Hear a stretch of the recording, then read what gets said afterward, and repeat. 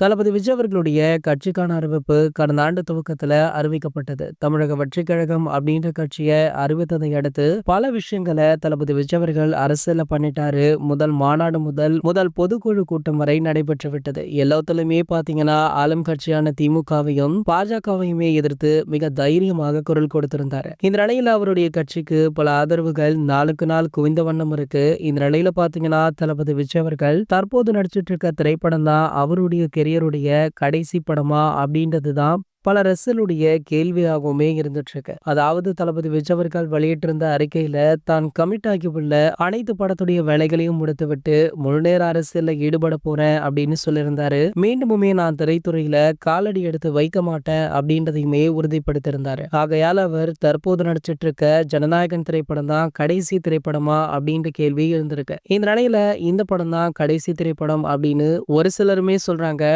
ஆனா இன்னொரு பக்கம் பாத்தீங்கன்னா தளபதி விஜய் அவர்கள் அட்லி அவர்களை மீட் பண்ணிருக்காரு. அட்லி, அல்லு அர்ஜுன் ஆகிய திரைப்படத்தின் அறிவிப்பு அண்மையில வெளியாச்சு. இதனடுத்து அட்லி அவர்கள் விஜய் சாரை மீட் பண்ணிருப்பது சந்தேகத்தை கிளப்பியிருக்கு. அதாவது அட்லி அவர்களுடன் விஜய் சார் மற்றும் ஒரு படம் பண்ண இருக்காரா, இல்ல இது ஒரு சாதாரண மீட்டிங்கா அப்படின்றது தெரிய வரல. சீக்கிரமே இதை பற்றிய முழு தகவல் வெளியாகும் அப்படின்னு எதிர்பார்க்கப்படுது. இது போன்ற சினிமா செய்திகளை பத்தி நீங்க உடனே தெரிஞ்சுக்க நம்மளுடைய சேனலை மறக்காம சப்ஸ்கிரைப் பண்ணிக்கோங்க.